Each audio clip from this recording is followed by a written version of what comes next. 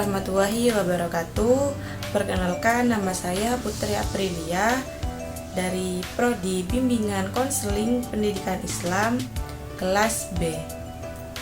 Tugas ini saya buat untuk memenuhi tugas ujian mata kuliah Bimbingan Konseling Sebaya yang diampu oleh Ibu Ana Aisyah MPD.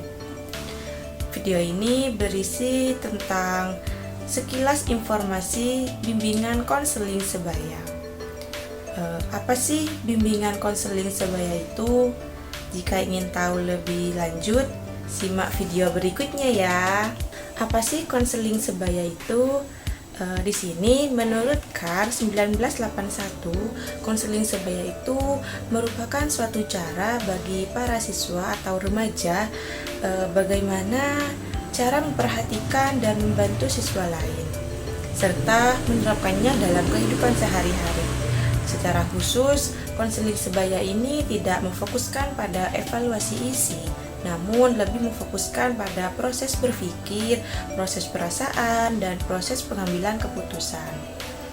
Nah, dengan cara demikian, konseling sebaya memberikan kontribusi pada pengalaman yang dimiliki, yang kuat, serta yang dibutuhkan oleh para remaja, yaitu respect. Selanjutnya di sini yaitu syarat dan karakteristik yang harus dimiliki oleh konselor. Konselor sebaya harus memiliki beberapa syarat dan karakteristik yang penting. Nah, diantaranya yaitu yang pertama, sikap hangat. Sikap hangat ini mampu menciptakan suasana nyaman bagi konseli. Yang kedua, empati. Kemampuan untuk memahami dan merasakan perasaan orang lain. Yang ketiga, keterampilan komunikasi, termasuk mendengarkan aktif, bertanya, dan merangkum informasi. Selanjutnya yaitu stabilitas emosi. Di sini konselor harus mampu mengelola emosi sendiri dan tetap tenang dalam situasi sulit. Selanjutnya yaitu toleransi. Menghargai perbedaan nilai dan pandangan si konseli. Yang terakhir yaitu disiplin dan etika, mampu menjaga kerahasiaan dan bertindak sesuai norma yang berlaku. Nah, selanjutnya yaitu rekrutmen konselor sebaya. Pemilihan calon konselor sebaya dapat dilakukan melalui berbagai cara, di antaranya yaitu sebagai berikut. Yang pertama yaitu melalui pengumuman. Konselor sekolah dapat membantu membuat pengumuman dan menyampaikan kepada siswa mengenai adanya kesempatan untuk menjadi konselor sebaya. Dengan demikian, seluruh siswa dapat mengetahui adanya rencana pelaksanaan program konseling sebaya di sekolah. Yang kedua, penunjukan dan rekomendasi. Siswa yang dipandang potensial dan memiliki karakteristik yang memenuhi kriteria calon konselor sebaya juga dapat direkrut berdasarkan penunjukan atau rekomendasi dari wali kelas. Konselor sekolah dapat mengirimkan surat permintaan nama-nama siswa dari setiap kelas atau rombongan belajar yang dinilai memenuhi kriteria kepada setiap wali kelas.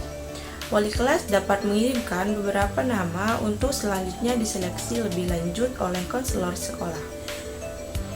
Yang ketiga, pemilihan teman-teman dari masing-masing kelas.